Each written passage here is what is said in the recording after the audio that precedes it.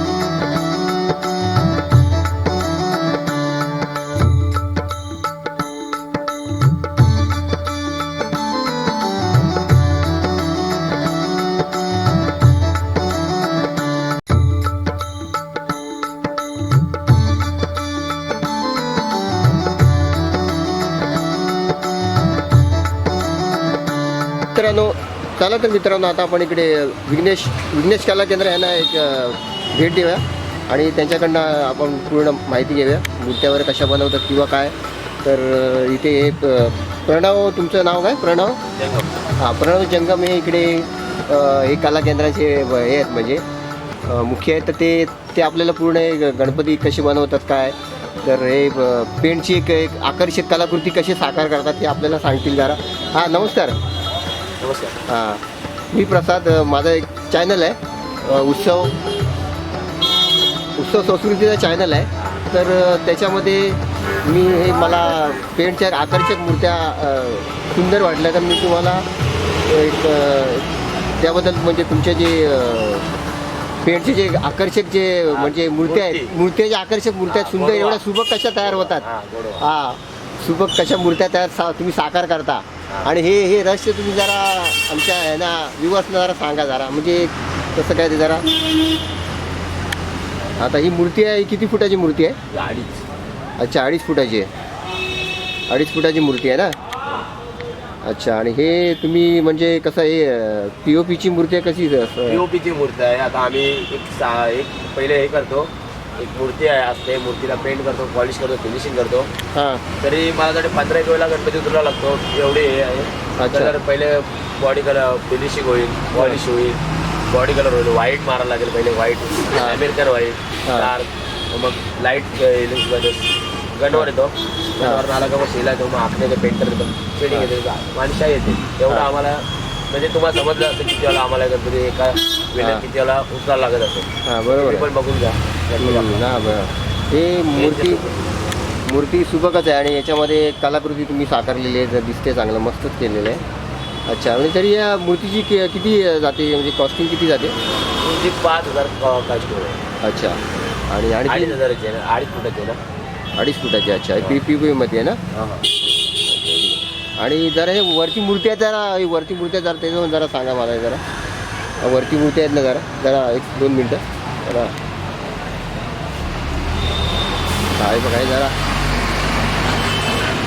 ह्या ज्या मूर्त्या आहेत ना, हां. अच्छा, ह्याच्यामध्ये म्हणजे हे कितीपर्यंत म्हणजे काय याची काय असते, किती किंमत आहे याची? 3,500 रुपये. अच्छा. बिना वर्कचा केलेला आहे. हां. आपण स्वतः मूर्ती घडवतो म्हणून एवढे कमी दरात गेले होते स्वतःमध्ये. एवढे आपण काय आपल्या लोकांचा प्रेम आहे, आपल्याला लोकांना पण जरा गरीब परिस्थिती काय काय ना हां. बघत असते बाप्पाला. हां एकदा घराची वाट बघतो, बाप्पा येते कधी येते कधी नाही. हां म्हणून आपण पण जरा बघून येतो म्हणून आपण थोडेफार कमी जातो. आणि आपण ट्रेनमध्ये तुम्हाला माहिती करते त्याची खूप जास्त गणपती आपण बोलत जातो, बोलत जातो, तुम्हाला समजत जातो. लवकर लवकर आपल्या शॉपला विजिट करा.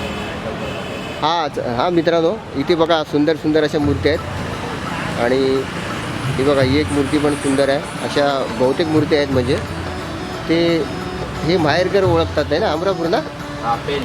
पेंटचे अमरापूरमध्ये माहेरघर आहे. हे अतिशय म्हणजे इथे पेंटचे सुप्रसिद्ध गणपती म्हणून ओळखले जातात अमरापूर इथले हे. तर तुम्ही इथे अवश्य भेट द्या आणि लवकरात लवकर बुक करा. आता एक म्हणजे जवळपास कमी दिवस राहिलेले आहेत. गणेशोत्सव म्हणजे गणपती बाप्पा लवकरच विराजमान होणार आहेत. होय आहे की नाही, लवकर विराजमान होणार आहे. तर तुम्ही लवकरात लवकर इकडे बुक करा.